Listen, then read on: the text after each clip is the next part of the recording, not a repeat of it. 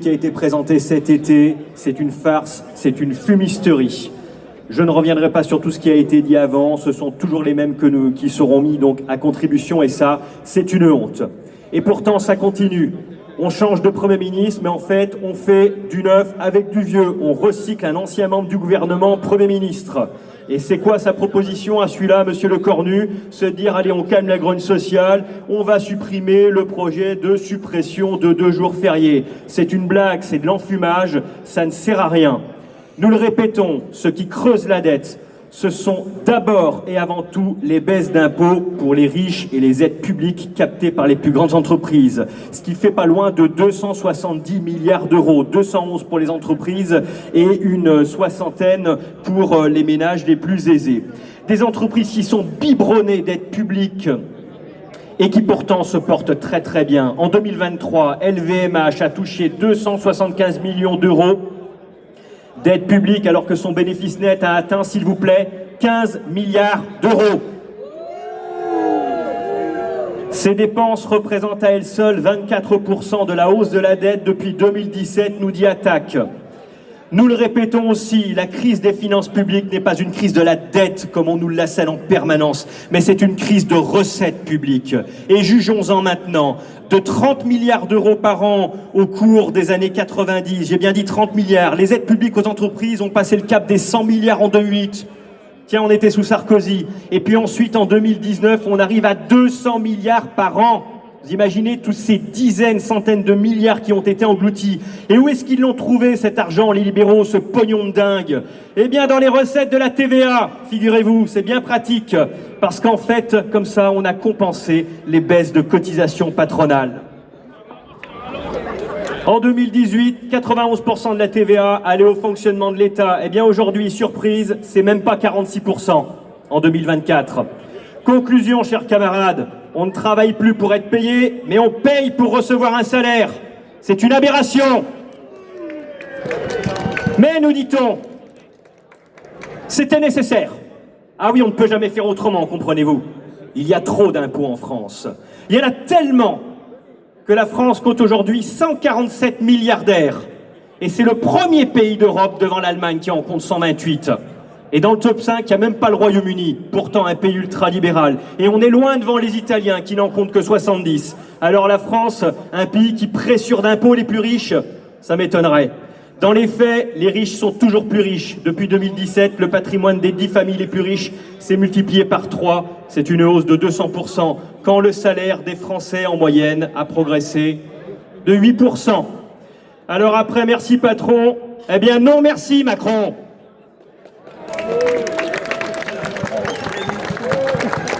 Alors nous aussi, nous alertons le président et le gouvernement qui va se constituer sur cette crise sociale, démocratique et politique dans laquelle il nous enfonce.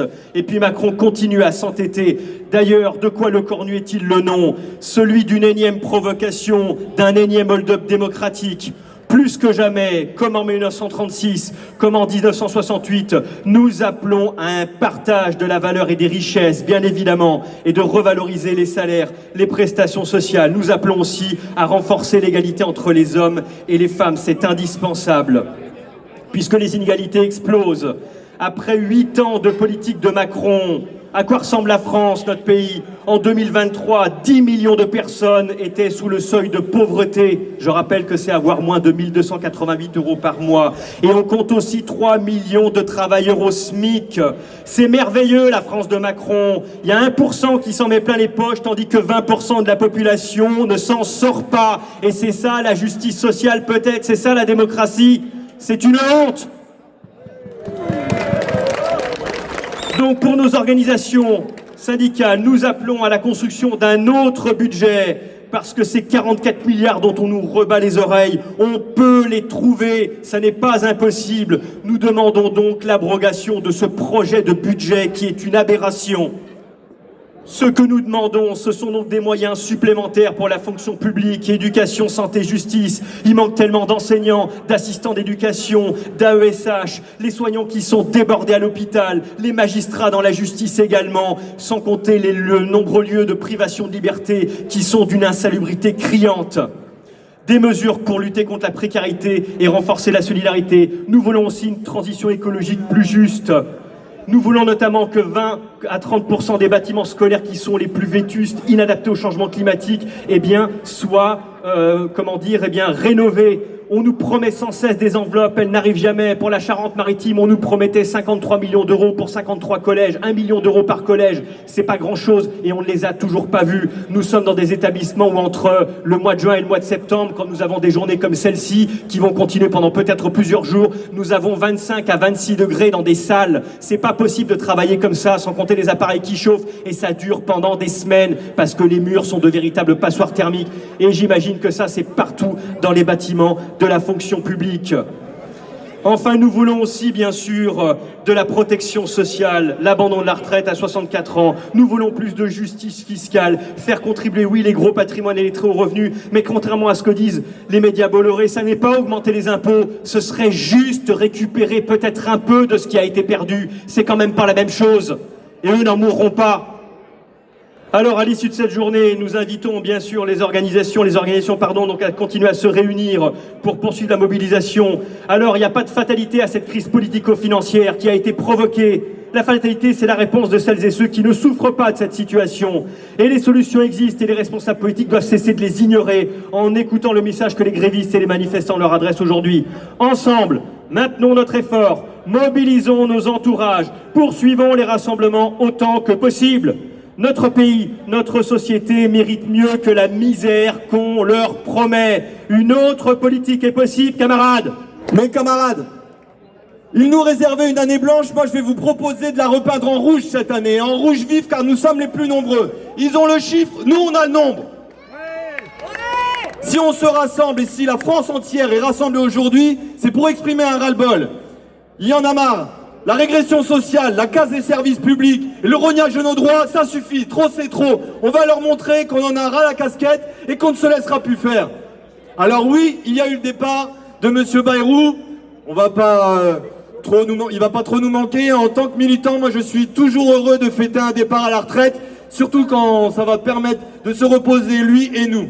Mais on va pas se mentir, que ça soit Castex, que ça soit Borne, que ça soit Bayrou ou même maintenant le Cornu, ce sont les mêmes, ce sont des copies, ils ont le même visage, ce sont des schtroumpfs. Nous, ce que nous demandons, c'est un changement de politique totale et immédiate.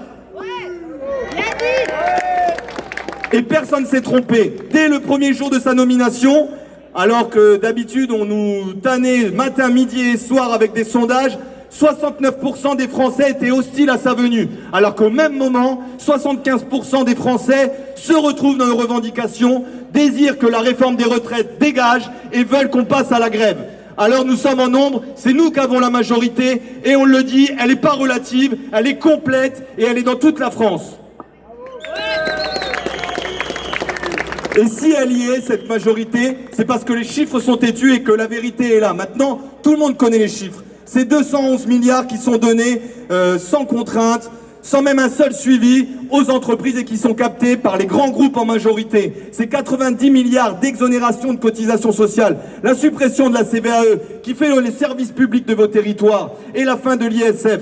Tout ça, c'est au détriment de nos services publics. Tout ça, c'est au détriment de nos vies. Ils nous sacrifient, mais pour trouver de l'argent pour l'armement, là, il y en a. On va demander que cet argent-là, elle revienne dans nos vies, elle revienne dans l'hôpital, elle revienne dans l'éducation, elle revienne dans les transports, elle revienne dans l'énergie. Et c'est pas négociable. À la CGT, on ne négocie pas, on va arracher nos acquis.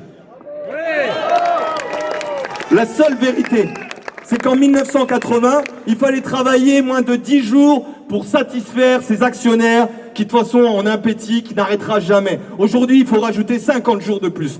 Si nous n'arrêtons pas tout de suite, on ne sera jamais respecté. Alors il faut y aller durement et il ne faut surtout pas se retenir.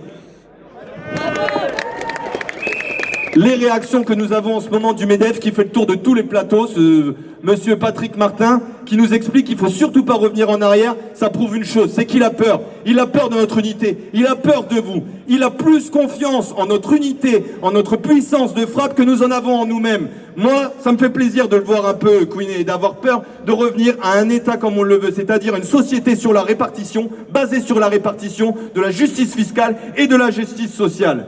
Celui-ci nous dit que nos chiffres sont des fantasmes. Alors on va lui donner un exemple.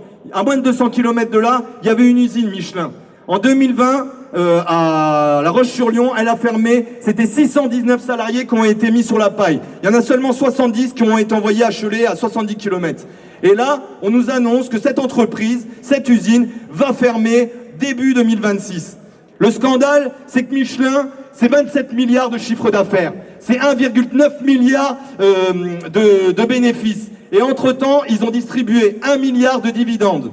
Mais aussi, ce qui est le plus scandaleux, c'est qu'ils ont pris 130 millions annuels d'argent public pour pouvoir acheter des machines-outils. 8 qui n'ont jamais été déballées. Qu'est-ce qu'elles ont fait? Vu qu'ils ont délocalisé, ils les ont envoyés en Espagne, en Pologne, en Roumanie. Voilà avec cet État ce qui se passe et ce gouvernement. Ils utilisent notre argent public pour mettre en compétition les travailleurs européens et des autres pays. Ce cynisme, on ne doit plus le laisser faire, les amis. On doit se mettre en grève tout de suite et maintenant. Macron a fait le choix des riches, il a fait le choix de l'armement, il a essayé de nous expliquer qu'il va doubler son budget cette année. De toute façon, je ne sais pas vous, mais moi j'arriverai pas à trouver le sommeil tant que l'armement prendra des milliards et des milliards, que 500 personnes en France gardera 42% de ce PIB, alors que ce soir encore, plus de 3000 enfants vont dormir sur les ponts. Ça, c'est insupportable. Alors on va se poser la question, les amis, il faut être honnête, qu'est-ce que nous allons faire demain, après-demain? Qu'est-ce qui nous attend devant nous? Les citoyens ont investi les ronds-points pendant des mois et des mois. On n'a jamais eu de retour. Le cahier revendicatif qui en découlait, ce cahier de doléances, on ne sait même pas où il est. On a fait grève en 2019, en 2023, on a fait des journées saute-mouton, on a fait des grosses manifestations, mais soyons honnêtes, dans les entreprises, tout le monde n'a pas fait grève. On a voté en 2024. La majorité de la France a voté pour un programme qui allait vers les augmentations de salaire, les augmentations de pensions, la recherche, pour aller vers le développement de nos services publics. Il y a eu un déni de démocratie.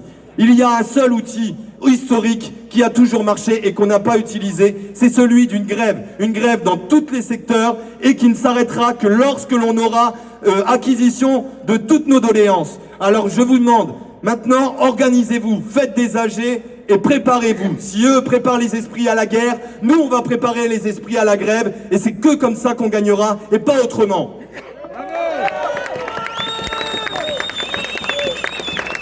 Alors oui les amis, la grève, ça fait peur, ça coûte, mais les économies que nous faisons aujourd'hui pour ne pas débrayer ne rembourseront jamais la perte sociale de demain. Si ce gouvernement macroniste reste ainsi, on va répliquer. Moi, ma génération, elle n'a pas connu la création de la sécurité sociale, mais je la défendrai. J'ai pas connu 68 et 95, je l'ai vu que par les yeux d'enfant. Mais moi, j'en suis sûr, notre génération, elle va avoir son mouvement, elle va avoir son sursaut. Et rappelons-nous, nous sommes majoritaires, les amis.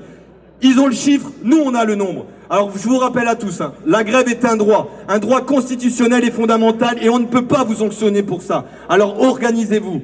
N'attendons pas un ordre venu de dessus. Il n'y a pas de femme, il n'y a pas d'homme providentiel. La grève vient du bas, la grève vient du syndicat. Et je vous rappelle, il n'y a pas de syndicat fantôme. Les syndicats, c'est vous du moment que vous vous encartez, c'est vous du moment que vous adhérez. Alors faites ce syndicat. Allons chercher par l'unité, par l'intersyndicale, le retour à une société que nous méritons, basée sur la solidarité et loin des va-t-en-guerre. À Saintes, on a une devise, on va la respecter, c'est qui veut la paix, prépare la grève, les amis.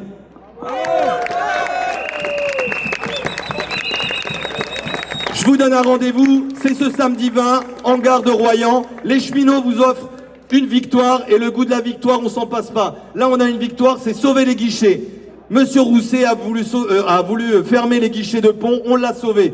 Ceux qui restent encore sur la sellette, c'est Saintes, c'est Cognac et c'est Royan. Si nous y allons, il l'a dit monsieur Rousset, s'il a devant lui des élus, des usagers, des cheminots qui se mettent face à lui, il arrêtera la fermeture. Alors cette victoire, elle est à portée de main ce samedi, dès 11 h, devant la gare de Royan. Soyons nombreux, allez défendre vos services publics. C'est vos services publics, c'est pas leur pognon, c'est le nôtre, par notre travail. Soyons forts, les amis. Allons manifester.